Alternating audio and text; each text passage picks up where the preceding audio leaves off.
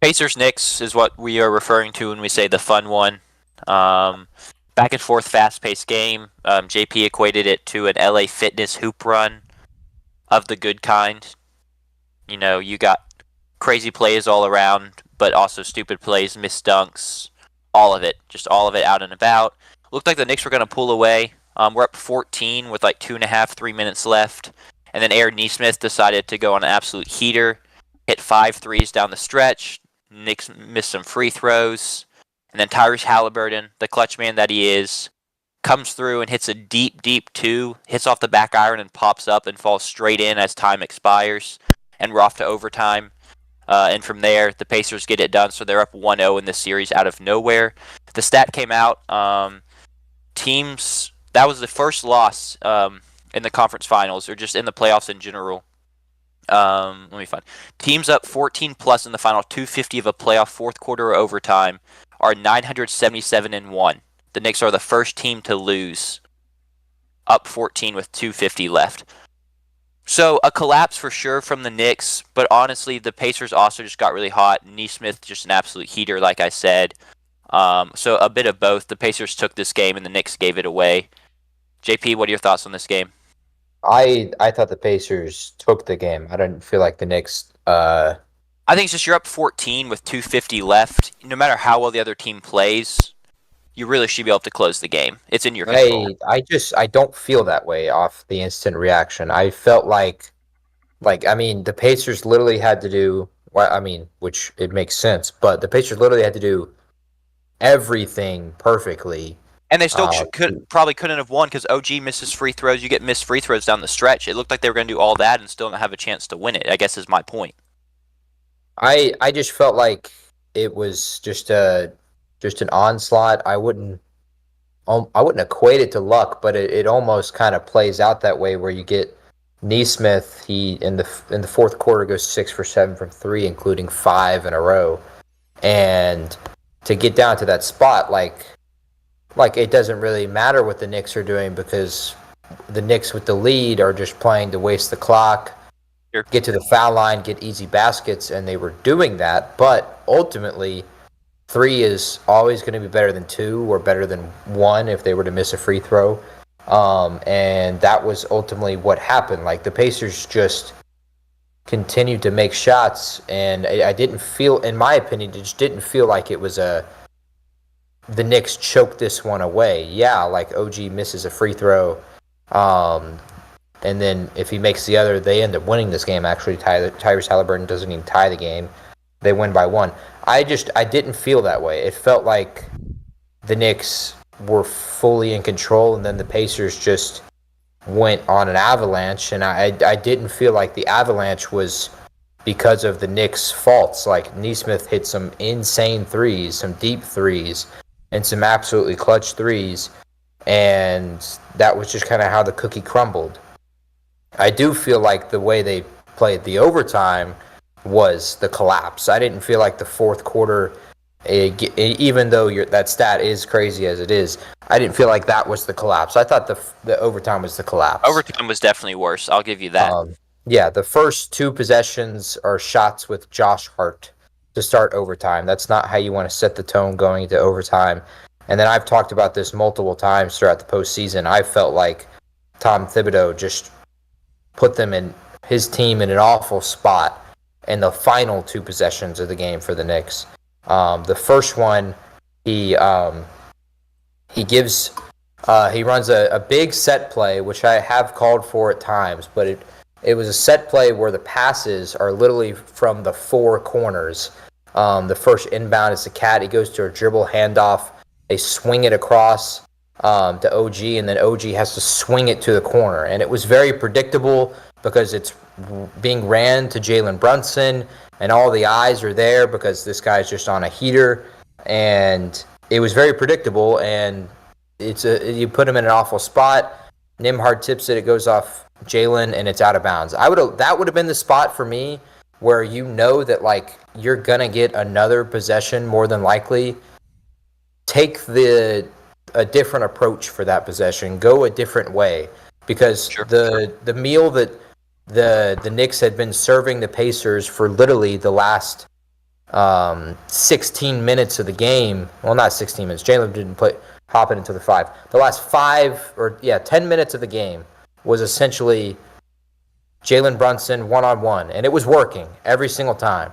But eventually, law of averages says it's not going to work at some point. So for me, that was the spot where you go to something else. You go to Mikal Bridges. You go to Cat in the post, who had been dominant in the post all game. And this was the best game of the playoffs, would you say? Yes, by far, easily. I couldn't remember all the Detroit ones in my head, so that's kind of why I was hesitant. But I would say a game, well, it was either 3 or 4 where he hits the 2 big threes was pretty good. But I thought he played his best game of the playoffs in this game today, scoring 35 and 12. That would have been the spot where I go to someone else. And then on the final possession, I would come back to Jalen Brunson. And they do that on the final possession. But they put him in the worst spot possible. They put him on the left side of the wing, not a place he loves to attack from unless he's down on the post. And then Brunson, for whatever reason, literally takes like the lowest percentage shot possible for him, which is a step back to his left, where he has to basically turn his shoulders fully to ever get that ball online and get it going towards the rim. If you're going to put him on the left side because you've been attacking on the right side so much the entire game, give him a screen. Let him go off to the right in some kind of action. Kind of like the shot he hit in the Pistons series where he hits one going to his right and he just steps in and knocks it down from 3. Why are you putting him in an ISO situation on a side of the floor where he's not comfortable? It didn't make any sense to me. And for me, that was the collapse, not the fourth quarter. I didn't think the fourth and those last 5 minutes were the collapse. I felt like overtime was just played awfully by New York. First 2 shots being Josh Hart, and then the last 2 possessions just were not good from an offensive perspective. Yeah, I think calling the fourth quarter calling it a collapse is disingenuous. I can agree overtime was worse. To me, it just looked like the Knicks ran out of gas in overtime, honestly. That fast pace that the Pacers love to play at got to them.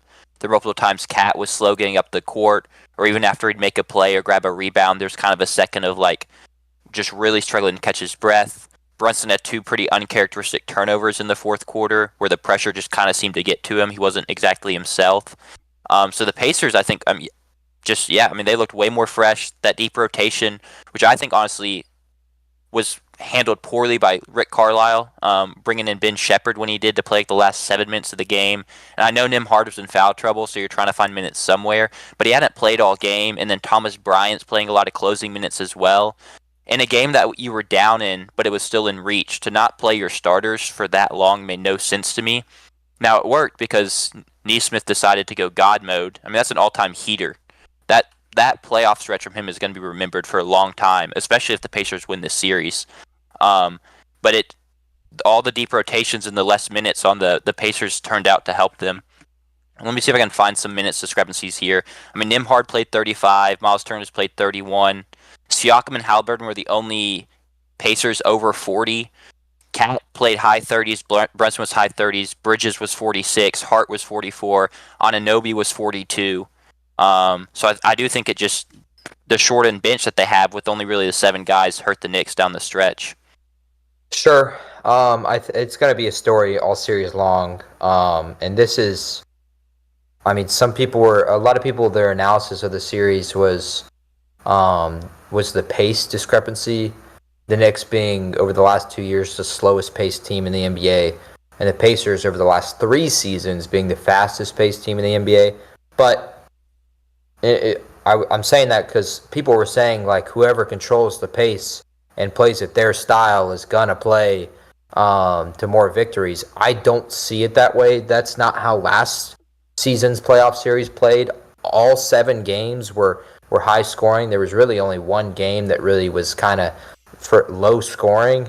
And the Knicks are capable of playing at this pace. They showed it today, with the Pacers. Now, it'll be a question if they're able to do it throughout the rest of the series, because it was shown last season when they kept playing at this pace, they started dwindling as Brunson gets hurt and OG gets hurt.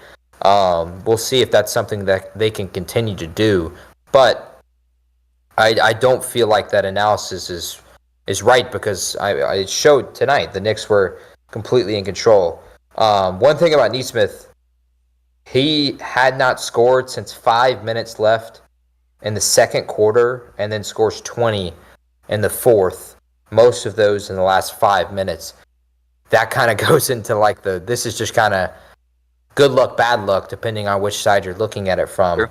For a guy to not score, for having 10 points going into the third, and then dropping 20 in those last 5 minutes, it's I agree. It's something that's going to be watched and remembered forever, regardless of how the Pacers close out this series, whether it's in a win or a loss. It truly one of the more remarkable stretches we've seen, and it's up there with a lot of the remarkable stretches we saw with Reggie Miller back when he used to play, and now I guess there's an argument whether or not Neesmith and his little stretch here was more impactful than Reggie Miller's 8 points in 40 or 24 seconds or whatever the number was. In the Garden too, nonetheless, with Reggie in the building. Just the crowd. For me, a basketball fan, so many like little cool tidbits right there. I mean, Tyrese could not wait to do the choke celebration. He had that thing locked and loaded. And I'm really glad for his sake they won the game, because that would have been tough to pull that out, and then the Knicks end up winning it. Just talking about the heater, it was about 2.5 minutes left, and I thought the game was wrapping up. I was like starting to kind of, look at numbers and stuff, and the Pacers were shooting 25% from three, and I was like, that's a low number. It's not at all what you want for an NBA team. Well, they shot 40.5% from three across the game because of their heater down the stretch, and it really was all Neesmith. You had the big three from Nembhard in the corner in overtime as well. But yeah, it was just such a fun game. I hope we get a 7-game series here. It would be an absolute blast. Talking about the rest of the series, it's going to be, I think a lot of people, I don't know, the way I see it, a lot of people are going to overreact tomorrow. And as much as I guess it would seem to be a big momentum grabber and be like the defining moment in the series, I don't see it that way. I think this New York team is just better than that, better than just to fall apart after losing a game like this, because for one, I don't think the run that occurred was something that they didn't expect to see. They know the Pacers are capable of making runs like that, even runs as substantial as that was. And two, this Knicks team has been excellent on the road the last 2 seasons in the playoffs. So you can't just go out and say, oh, it's over because the Pacers control home court the rest of the way. Sure. Another thing I want to point to, just talking about the series down the line, the Knicks' offensive rebounding, especially Mitchell Robinson, gave them huge minutes. Just talking about adjustments, that's something the Pacers are really going to have to look to get under wraps, because he was just a menace on the board. Same with Josh Hart. And I don't know, honestly. Some of the things that I mean, you can gang rebound on it, obviously, but just no one could match up with Mitchell Robinson to box him out. Miles Turner couldn't do it. Thomas Bryant is more an offensive guy anyway. He's not going to do it. I mean, they were just getting bullied down low by Mitchell Robinson. I thought, talking about, the Pacers being the deeper team and the Knicks only really having 7 guys, I thought you got a really good bench game from the Knicks holistically. I thought you got big Deuce McBride minutes. He had a couple threes. Mitchell Robinson was fantastic. You couldn't really ask for much more from those guys. Maybe your biggest ask is just don't play campaign. But I think he hits 2 threes tonight, so he was effective. 5 in the plus minus. You kind of have to play him, in my opinion, with the pressure that the Pacers put on. I think it's too much to ask of Miles McBride, Jalen Brunson, and Mikal Bridges, and even Josh Hart to continually break the press for 48 minutes. So I think the campaign minutes are just imperative for the Knicks going forward in the series. I don't think it's something they can go without. Now, unfortunately, when you get they got a good campaign game, And Campaign historically is a guy who has one good game in the entire series, and then the rest of the Sure. series, he's kind of a letdown for you. So it's unfortunate to not take advantage of this, but they have no choice but to play him That's fair. as going forward in this series, especially if the Pacers are going to continue to find success in isolating Jalen Brunson and getting him in foul trouble, which was a massive story in this game. I think it's been a massive story this whole series, not just with him, but even guys like Cat and then the guards for the Pacers that have to guard Brunson. Agreed, and that arguably there were tons of moments more fouls could have been called, especially on the Agreed. Knicks tonight. There were a lot of calls that were kind of missed, but that's something we've kind of grown accustomed to for playoff basketball. But yeah, You prefer it that way? I agree. I would prefer it that way as well. It'll be interesting to see going forward how that kind of plays out because, yeah, Jalen Brunson picks up his fifth foul, but the Knicks go on that 12-0 run. That's not something that's going to continue to happen for New York. For New York's case, I think it's got to be you have to play better defensively. I thought the Pacers just got way too many easy ones.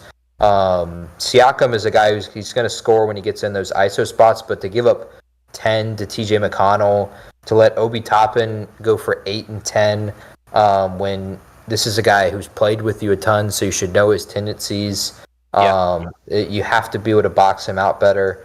Neesmith isn't going to score 30 a game, obviously, but you can't give up these easy ones to these other guys because when you do, that then makes them a threat on the offensive end, and it now forces you to be in a spot where you have to pay more attention to them defensively, and then that is what gets the better players more open. That's what gets Siakam in the one-on-ones. That's what allows Tyrese Halliburton to switch on to a big and be able to attack. It's something they're going to have to limit going forward in this series, and it's that's one of the adjustments I think you have to make if you're New York. I wouldn't. They're not going to write it up as, oh, we got unlucky. They're going to write it up as we gave this one away. Sure. But they're going to have to be more productive at slowing down those extra players for the Pacers. Yeah, it's just they definitely fell asleep a couple of times throughout that game and gave up easy ones. What was that last play? Like on defense, the one that put the Pacers up 3, I think, where they inbounded it like at midcourt, and the announcer just kept talking about how there was no defense. Was that what was missed there? Was that just bad defense? They just essentially let Obi Toppin be alone. I guess they didn't expect him to try and score because of the time situation in the game. Yeah. They expect him to just dribble it out for the foul. Yeah, still not great. Cat also wasn't very good defensively, I don't think, which isn't a huge surprise. But he just looked a little lost out there and dropped coverage sometimes. Yeah, I don't know if I would put him too much at fault because it's a tough ask, sure. That's for one, tough ask, but that is what he's being asked to do from a coaching perspective, is to play in that drop coverage. That is the adjustment made by the Knicks. That's what they wanted going into the series. So, we see it a ton, and a lot of the time, drop coverage is just eaten alive. It's something I really question a lot as a defensive approach in the NBA, but we eat alive the big man when in reality it's the coaches that are asking for them to be in that drop coverage. These guys we have to remember, these guys are NBA players. They're not doing something for no reason most of the time. I do think it's an adjust. Because you're playing Miles Turner, so it's not like you're playing some big that can't shoot. So just sagging off. And I do think they kind of cleaned it up down the stretch because Miles Turner started off really hot and then didn't really do much throughout the game. Yeah, he scored 13 points in the first and 1 point or 14. Yeah, 11 in the first, 3 the rest of the way. He's not a guy you want to stick off on at all. Yeah. No. Adjustment for the Knicks, which I expect them to take game 2. They have to slow down the other guys. They're going to have to force more turnovers. Pacers have 7 turnovers in this game, in a game that is played 53 minutes. That is something that's going to be crucial for them, because if the Pacers aren't turning the ball over, they're so good at getting guys decent open shots that you need to be able to limit those shots, because for them it's almost plays out of a law of averages that eventually they're gonna start hitting a bunch of shots in a row. Even though like at one point they're 28% from 3 in the game, if you continue to give them the looks, they're gonna eventually knock them down. They got good shooters, so yeah. JP, I noticed, so you didn't make your claim about Cat for this series like you did the last series, but he did hit his 25 points and it did not work out. I thought that was kind of funny. I wish you had made that claim for this series just so we could apparently need him to score under 25 to win games. I didn't feel like it was something that was going to be necessarily imperative, because realistically, I expected Jalen Brunson to be extremely productive. Yeah. Overproductive. He was a 40 piece for Jalen Brunson. Yeah. I don't want to let that go by the wayside because they lost. He did have the 7 turnovers. And another good reason to feel it's not imperative is he didn't do it last series and they won it. So. Yeah, I felt like Brunson was going to score, and I think he's going to score the rest of the series 35 plus a night. So I didn't feel like Towns had to be the scoring threat that he had to be in the Celtics series, because the Celtics match up better defensively against Jalen Brunson, and we saw that where the Knicks were able to exploit the Celtics was with OG Anunoby and Mikal Bridges. But in this series, like, Towns is going to score these kinds of points, but I don't think it's necessarily like necessary for them. I think they just have to be better defensively. Going forward, they're not. It's a good matchup for him to score points, though.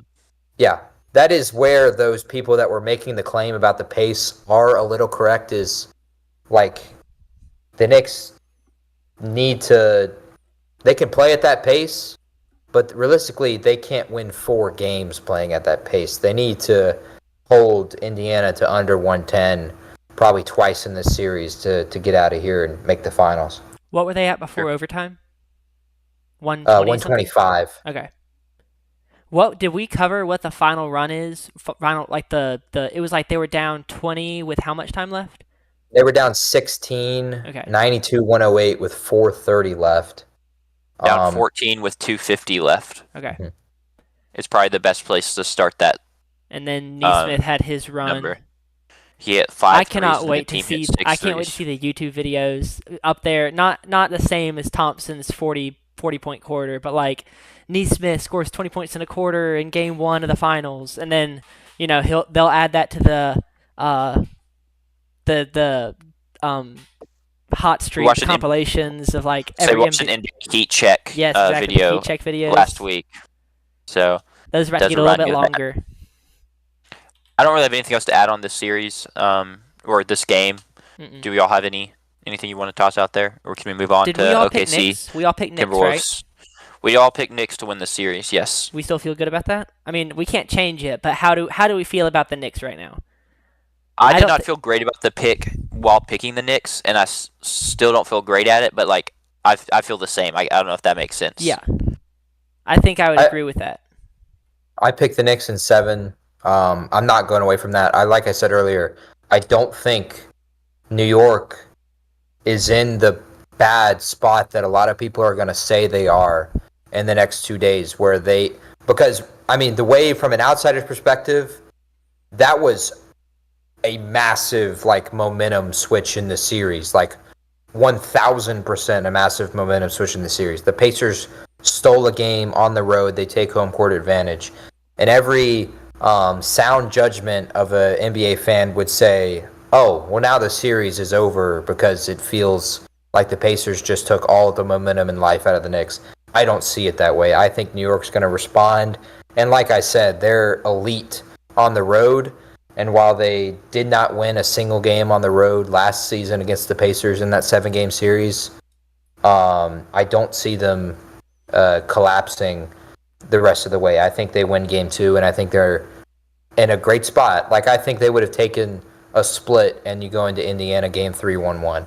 Yeah, Any day of the week, especially with the way Indiana has been playing in the postseason so far. Yeah, and they've still got 3 home games, so you hopefully win those 3, and you just take one in Indiana. So that does lead to a long series, but they still have a lot of games left to play. Series, a lot of opportunities. Long series, what we want here. It is true. I don't know if it's what either of these teams want with what might happen in the West Finals, but we can talk about that. But again, I think that goes to the don't look too far ahead. Just win the series. You can't make the finals without winning 4 games in the Eastern Conference Finals.